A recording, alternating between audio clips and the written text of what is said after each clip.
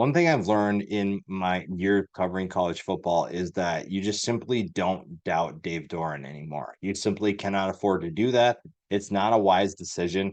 And it feels like even though some people are creeping in that territory once again, it's probably not wise to do that. Today, we're taking a deep dive into the NC State Wolfpack and look at what should we expect from a group that is once again in that underdog role. Before we do that, though, make sure to subscribe to the channel, like the video, share the video. This goes a long way in helping the deep dive series as well as the channel. We've come such a far way since this deep dive series began, and it's not possible without you. It's been great. I thank each and every one of you for everything that you've done for the channel, and let's keep that going. NC State is such a fun team because they're in a conference where most people expect the Clemsons, the Florida States, the Miamis to be that team that competes for a conference championship and to be a consistent team. But it's NC State that has been one of those teams. This is not a group that recruits on a level of some of those other teams, but in terms of consistency, there haven't been many better than Dave Doeren and NC State. Doeren has done such a good job of bringing the right talent in, very underappreciated, underrated talent, and talent that gets to the NFL level despite most people kind of overlooking them. And this is a coaching staff that deserves a lot of recognition for what they can do. That being said, there are some aspects that they'd like to see improve this year. Robert and I's offense should get better, I say. They brought in some talent that should be really fun to watch, but Robert and I is a really good offensive mind, someone who I think has the right tools to make this offense better. And if not, Tony Gibson and his defense probably will step up once again. They've been a group that is overachieved time and time again. And I think that this is a group that's going to be inexperienced and have maybe some depth concerns right off the bat.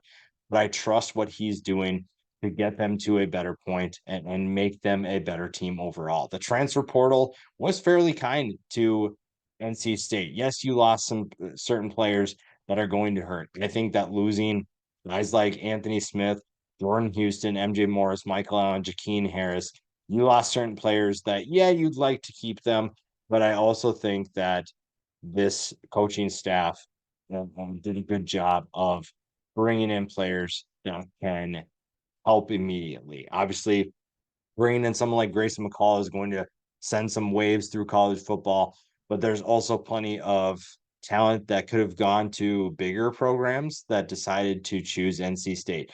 Zeke Burrell comes in from Notre Dame. Noah Rogers, an Ohio State wide receiver. And if you know anything about college football and Ohio State wide receivers, Noah Rogers probably could have gone almost anywhere that he wanted. So the fact that he chose NC State means that he believes in what this team is doing. And we'll talk about him more in a little bit, but they expect him to be an absolute monster for this offense. You get Justin Jolly from UConn, guy who had plenty of Power Five offers. So that's another guy that's going to play a big role. Jordan Waters comes from Duke. Wesley Grimes comes from Wake Forest. Jahad Carter comes into the defensive side of the ball to try and revive his career after kind of missing most of the year, not really playing at Ohio State. So you have plenty of guys that are going to contribute right away. And we're going to dive into the rest of these guys here more because they're going to be contributors as well. And one of those guys we're going to dive into here now is Grayson McCall, the former Coastal Carolina star, is looking for a new home this past offseason, and he finds it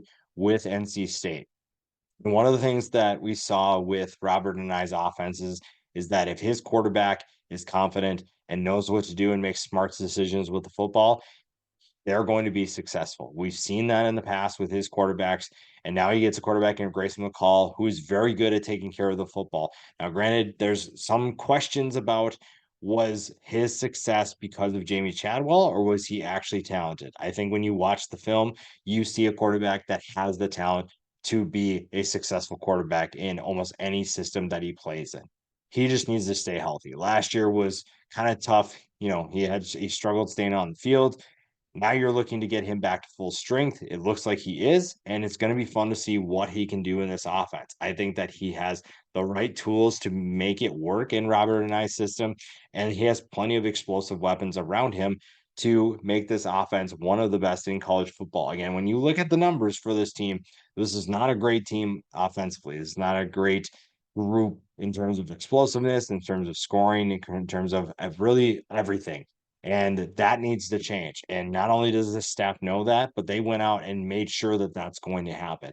Now, if McCall isn't the option, or if he's, hurt again, this staff really loves what they have in CJ Bailey. Yes, he's a freshman, but they like what they have in him. They think that he has a bright future and he is someone that is going to lead the charge in the future for this team. It's just a matter of, does he get experience now, or can they redshirt him so that he has more time with this program in the future? McCall should be that guy right now. He is someone who has the talent, like I said, has good size, and has the ability to not only throw the football, but he can run as well. So that's definitely something that's going to be fun to watch. We will see if that truly actually plays out and if this offense is able to take a step forward.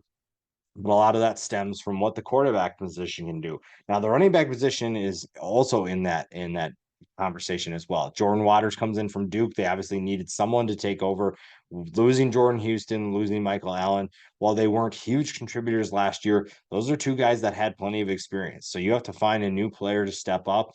Jordan Waters is that guy. 819 yards and 12 touchdowns with the Blue Devils. Solid size at 6 feet, 215 pounds. And I think that his partner, Kendrick Raphael, is going to be fun to watch. Only 309 yards and 1 touchdown, but I think that he is set to take a more prominent role and help a group that finished 67th on the ground. So that's something that'll be really fun to watch. Also, McCall's legs will help the rushing attack as well. His ability to make plays, whether it's scrambling or designed runs, he is someone that can make an impact on that rushing attack as well. You bring in Dalen Hollywood Smothers from Oklahoma. He is someone that could have a big time impact as well. And DeMarcus Jones, who got a little bit of time and they liked what they saw from him in his limited action, but they have options. There's explosive weapons on this team. Jordan Waters is going to be that steadying force, but they do have explosive players that can step up, and that's going to be fun to watch for a team that, again, is kind of flying under the radar once again. When you look at some of these preseason preview magazines or preseason predictions, NC State is kind of slowly creeping down in the ACC rankings. So this is a group that almost embraces that. They don't really pay attention to it. Dave Doeren's not really going to be one of those guys that, hey, look at this. This is what we're supposed to be. Maybe use it for motivation, but he more focuses more on, what do we need to do to be successful? What do we need to do to win football games? And that's really all that matters. But that's exactly why they're successful, because they focus on what's important. And it's really fun to watch. And it's what makes them so consistently good. And the passing attack is going to play a bigger role this year. A group that finished 102nd, there's really no reason why that should be the same. If McCall stays healthy and finds some chemistry with the guys he has coming back and coming into the program, this offense is going to be so dynamic through the air. Kevin Concepcion comes back, 839 yards and 10 touchdowns.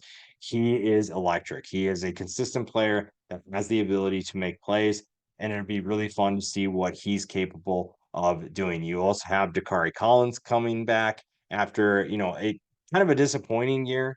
212 yards and 2 touchdowns isn't what this staff really expected from him, but he has the talent to be a really interesting player. 6'4", 220 pounds. He's that big body that they can utilize downfield, and he is someone that can really take a step forward if he finds chemistry with his quarterback. And that's going to open things up for Concepcion as well, someone who's already terrifying. And then we get to Noah Rogers. Now, Noah Rogers does not have any production. So that's like, when you're looking at it on a surface level, you think, okay, well, what should we expect from him? Everything that I've read and heard about Noah Rogers is that he is doing all the right things. He is competing like crazy. And he is someone that, if given the opportunity and can put it all together, is going to be an absolute star for this team. And if you listen to what people are saying surrounding this program, and you listen to what the coaching staff is saying, and read everything that's going on, that adds to what this group could be. This is a group that has tremendous potential to be extremely explosive and one of the best passing attacks in college football. But again, you have to get to that point. You have to find ways to make plays. You have to find ways to do things in practice where you're getting more reps, you're catching more passes from Grayson McCall, or if it's CJ Bailey, you are finding ways to take that extra step to do the little things that are going to help you win because the talent is there. That's not a question. Everybody has talent. It's what are you going to do to take that next step? And if this group can do that, watch out. I think that this group does not get a ton of attention right now. I think most people just talk about Kevin Concepcion and for obvious reasons, but Kari Collins and Noah Rogers could be the difference in what makes this group special. Justin Jolly, we talked about before, 6'3", 250 pounds. So you have plenty of size downfield. You have plenty of explosive offense options, and Grayson McCall has plenty of options downfield to be able to utilize and move the ball down the field through the air. So this group has a ton of potential to be even more balanced than we've seen in the past. The depth behind them, that's where things are probably going to get a little bit more dicey. Wesley Grimes is a solid depth piece. He is someone that could be in the rotation. Jalen Cohen is only had 3 catches last year. I think it totaled 0 yards. So that's not really something you can really watch. He is someone though that this staff really likes and expects some big things. Another freshman that is going to take on a bigger role, Terrell Anderson. He is a young player that has plenty of talent just oozing from him. He is going to be a special player to watch, and the staff really likes what he can do. The tight end position has, the same kind of issues. Justin Jolly is going to be that top guy, but then you have Juice Vereen, who had 65 yards last year. Reed Mitchell's a redshirt sophomore. You don't have a ton of guys with receptions and experience, so that's going to be a question. You need to get some guys matured a little bit quicker, maybe than others, but still a group that's going to be fun to pay attention to. I think this passing attack has so much potential. It's just a matter of can you get to that point? And then obviously the offensive line plays a role with that. Now, the theme with the offensive line is the starters are fine, depth is a concern. That being said, there's a couple pieces that I think are really interesting and have some experience. We'll dive into it. When you look at most of this starting offensive line. Anthony Belton is coming back. He is a solid player. I really like what he can do. Anthony Carter will be right next to him. And then Zeke Krell comes in from Notre Dame. We talked about him. Zeke Krell has plenty of experience. He knows how to play against big time competition. Nothing will surprise him in the ACC other than, you got to learn different players, what they do, yada, yada. But Zeke Krell is a solid player. I think that was probably their best addition in the transfer portal was getting a center. I think the offensive line is such a coveted position. Tackles obviously are the most, but getting a good center is hard to come by. This is going to be one of the best additions, I think, when the season ends up for any team. So that's going to be huge. Like I said, Carter's next to him. Timothy McKay has plenty of experience too. So the guards and the center should be just fine. Jacarius Peak is taking on a new role. Had 7 starts so far in his career, and now he is going to get a full year of experience to showcase what he can do. And then we talked about the depth. The depth behind them is really where that's the one thing again that I've heard the most is that the depth is a concern. Now, Matt McCabe has 23 games of experience. Patrick Matan has 21 games of experience. So you have some guys that have been on the field and know what to do. It's just a matter of the talent level. Darian Rivers is a redshirt freshman that could be very special down the road. He's going to learn from Anthony Belton, and he's going to learn a lot from Anthony Belton this year. He's probably already learned a lot. He's going to learn more this year as well. Ryland Van is a sophomore, doesn't have a ton of experience. But again, the one thing I'll say, even though they have an experience behind these guys, they're going to learn from the veterans in front of them. Zeke Rell has a ton of knowledge from Notre Dame and can pass that down to a guy like Ryland Van, teach him exactly what is expected of the center position, all the different checks, all the different reads that they need to do. That's going to be huge. Valen Erickson comes in from Missouri. He is another player to keep an eye on, kind of an X factor that could play a really interesting role for this offensive line as well. So again, as long as everyone stays healthy, there shouldn't be too many concerns about the offensive line. The offense should be fine if you stay healthy and you reach your potential. Again, this offense under Robert and I has a lot of exciting things going for them, and it'll be fun to see how that translates to the field. The defense is really what everyone has their eyes on because this is a group that when you talk about NC State and how and why they have overachieved and they have exceeded expectations, it is because the defense does their job. They play fundamentally sound football. They are underdogs who play with a chip on their shoulder, and they are the biggest reason as to why this team is so successful. That being said, you have lost quite a bit of NFL talent over the past couple seasons. That's going to be tough to replace no matter who you are.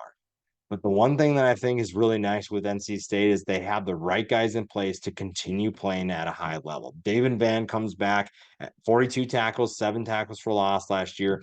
He is one of the steadying forces on that defensive line. Brandon Cleveland is back as well, 28 tackles, 4.5 tackles for loss. Red Hibbler, 7 tackles for loss, 6.5 sacks. You also look at Van comes in at 6'2", 280. Cleveland 6'4", 315. Red Hibbler 6'2", 264. So you don't have a ton of concerns when it comes to size. Teams are not going to be pushing around this defensive line. They have the size and they have the strength, the power to be able to make life miserable for the teams that they're facing. And the defensive line plays a huge role in that because of the new faces you're going to see take on more prominent roles at linebacker. The defensive line is going to be that group that plays at a high level, but also needs to play at that level. Van knows what is expected of this group. He knows what this defense wants to do, and he is going to be a big leader, a big piece of that puzzle. Noah Potter comes into the program, 2 tackles last year. I think that he is someone that could be a valuable piece when he is able to stay healthy and on the field. Chaz Wallace comes in from Colorado, 10 tackles, 1.5 tackles for loss. Pravali Price to some is a starter here over Red Hibbler. We will see, but that's good competition that will make only this group make this group even better. So this is a group that is going to be solid, and they need to be solid for the guys behind them. Now, that being said, it's not like the linebackers don't have experience, but losing Peyton Wilson is huge for any team. Losing a guy like Peyton Wilson is not someone you can replace. You can't just find another Peyton Wilson on your roster. You just don't have a 6'4" linebacker just hanging out. That being said, Sean Brown, Caden Fordham, and Devon Betty have the talent to make up for his departure. They are not going to reach his level by themselves, but collectively, they can find ways to play as well as a unit. And they need to because the depth behind them is probably as concerning as some of the other positions. Now, when you look at Sean Brown, 66 tackles, 5 tackles for loss, good production as they started last year. Hayden Fordham, 53 tackles, 4 tackles for loss. Betty, 33 tackles, 4 tackles for loss. So these guys know how to make plays. It's not really a concern like that, but Peyton Wilson was the leader of that defense. He had everything on lockdown. He was someone who knew how to make plays, get everybody in position. You lose that. That is the role they're trying to replace. It's not a question of production. It's not a question of talent. It's the leadership and the guidance that you are looking for. So Brown, Fordham, or Betty could take on that new role. We will see. But then behind them, if one of them gets hurt, that's where you maybe have some concerns. Jalen Parker only has 2 tackles under his belt. Joshua Ofer and Kelvin McBride are young players that are still rising up. There's a couple other options that could step up as well. So you just don't have a ton of proven depth. That is probably the biggest question of this defense is linebacker depth. Do you have the right guys in place? Because talent is fine, but if you can't turn that in production, that's going to be a concern. But again, Tony Gibson is doing such a good job. He is someone who is capable of getting this team to play for each other and play with each other. And I think that they do a great job of filling gaps and playing fundamentally sound football where even if you lose certain players, you know the system is going to work. You have to get guys to buy into that system, and that's what NC State does so well. They are such a good group in terms of getting everybody on the same page, and then that from there is really where things take on a whole different level of success. And we saw that last year. Now, that last year's team had some good players. Peyton Wilson, everybody knew, but there are still players that kind of flew under the radar. This trio of starting linebackers is part of that group. And this is a group that was 25th in scoring, 25th against the run, and they return a lot of that talent. So if you find the right leaders and get those guys in place, you're going to be just fine. The secondary is kind of in that same role. This is the group that probably needs to take a step forward the most. And it's going to be fun to watch this group regardless of what happens because the talent level is definitely there. You definitely have players that are ready to take on more prominent roles. in their new team, but also you have guys like Aiden White coming back. So Aiden White is a veteran on this team, a lockdown corner when he's playing at his peak, and someone who's going to get everybody else up to speed. Brandon Sissy comes back as well. He's going to be opposite Aiden White. Anybody that lines up opposite of Aiden White is going to be busy. That is not a question. Aiden White is going to get tested, but teams tend to lean towards the other side of the ball because they know White's a good player that is difficult to throw against. So who's going to be the guy? Maybe it's Corey Coley is going to play a more prominent role. Maybe he's going to be the starter, the Marshall transfer. You also have Devin Marshall, the Villanova transfer. The staff really likes what they found in him. He was really good at Villanova with the Wildcats, and he is someone that is looking to prove his worth at the FBS level. So he is someone that can play a role at that position as well. Devon Boykin is back at the nickelback position, 54 tackles, 3 interceptions. So he is a very solid player as well, along Aiden White. So you have veteran pieces coming back. The safeties are going to feature some new faces. Jahad Carter comes in from Ohio State. And when you looked at 2 years ago, Jahad Carter was one of the most coveted players in the transfer portal coming from Syracuse. He has the ball skills, he has the knowledge, he has the football intelligence to know how to make plays and how to get to where the football is going to be. And that's going to help him get back on track. He's going to compete with Bishop Fitzgerald for that starting spot, but he is definitely someone to keep an eye on, and he could have a huge impact on this secondary. DK Kaufman comes in from Auburn. He is someone that could play a big role, as well as KJ Martin. So the safety position has options. The cornerbacks are talented as well. So if you're looking for a group to take a step forward, the secondary should be in that group, and they should be able to do that. It's just a matter of getting on the same page with all these new faces. And again, we'll see what happens there. The schedule is really interesting because over under right now is set at 8.5 wins, which doesn't really scream underdog, but also I think that you have the ability to win football games if things go right. Right now, I have the ceiling at 9-3, and I'm not really sure how to feel about that because when you look at this group, the peak screams more than 9-3. But I also have, we just talked about concerns about depth and experience and lack of veterans at certain positions. You need to find players to step up, and injuries could wreck that really quick. So even if things are going well, this is a tougher schedule because you have to play Tennessee, you have to play Clemson, and you have tough games that are going to challenge you. And the ACC, while it may not have the depth of some other conferences, there's still plenty of roadblocks that make things really difficult. Western Carolina should be a win. The Tennessee game is going to be tough. I don't know if NC State can find a way to stun the Vols, but I will be surprised if that does happen. Louisiana Tech should be a win. At Clemson is going to be tough. A game on the road, that's probably going to be a loss to the Tigers if we're being honest. Northern Illinois should be a win. Wake Forest at home should be a win. So you feel pretty good about that start there. So you're looking at what, 4-2. That feels pretty good. But then, what is Syracuse going to be? Are we going to see them take a step forward? Are they going to, they're probably not going to win at NC State in that stadium. That's going to be a tough place to play for Syracuse. But then you get trips like this one out you go out to Cal, and then next you host Stanford.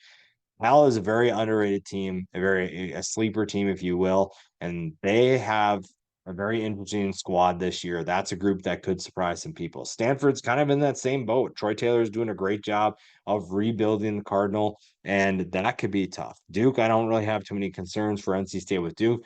Georgia Tech could be better. North Carolina has plenty of talent, so I think 7-5 is the floor. 9-3, you don't have too much wiggle room here, one way or another, but it really comes down to depth. If NC State finds that they have the depth, they have exactly what they need, and they stay healthy, the 9-3 might honestly look stupid. So it could be more than that. But right now, I think I'm just trying to take everything into account and keep things realistic.